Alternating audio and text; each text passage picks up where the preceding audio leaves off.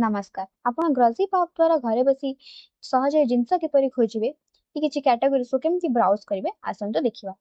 सो प्रथमे आपण grocery pop को ओपन करंतु।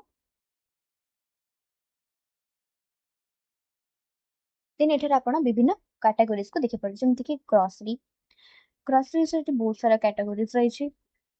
एटी व्यू ऑल आपण एटी बहुत सारे जिनस आपण को अनुसार आपण जो भी जिनस देख पारे fruits vegetables dairy breakfast chips beverage चाहे भी आपण को अनुसार आपण एटी क्लिक करे देन हमें बेवरेज रे ऑर्डर करछ।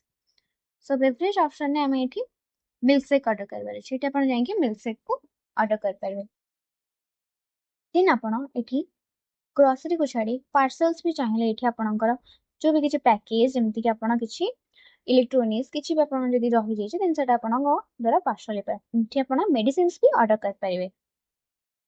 सो एई भली भाबरे आपण घरे बसी निज इच्छा अनुसार सहज रे खोजि पारिबे जिंस इवन आपण ऑर्डर भी कर पारिबे।